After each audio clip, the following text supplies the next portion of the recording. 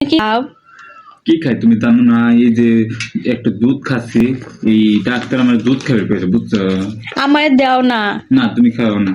আমি তো ছোট মানুষ, দাও না, আমিও খাই। না আমি খাইলে তো অনেক বড় হয়ে যাবো গা। না, তোমার এটা খাওয়ার দরকার নেই। এটা আমাকে ডাক্তার কইছে তুমি একা একা খাইবা।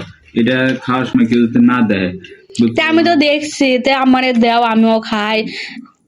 না তোমার এটা খাওয়ার দরকার নেই। তোমার এটা খাইলে তুমি অসুখ, বুঝো না? ডাক্তার আমার কইছে তোমার অসুখ, তুমি ভালো মন্দ খাইবা, তুমি তো খাওয়াই না। আচ্ছা ভাইয়া, তোমার কোন ডাক্তার বলেছে যে কি দুধ খাইলে অসুখ আছে? সবাই বলে দুধ খাইলে বুদ্ধি হয়।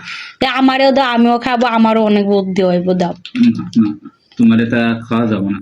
তোমার এটা আমাকে ডাক্তার একা একা খাইতে কইছে, দেখো না? আমি এই যে এই তো চামচ মেপে মেপে খাচ্ছি। তুমি আমারে দিবা না? না না, তাহলে আমি মাকে আমি কয়া দেবো যে কি ভাইয়া খাই দুধ খাই, আমারে দেন। তুমি কও গা।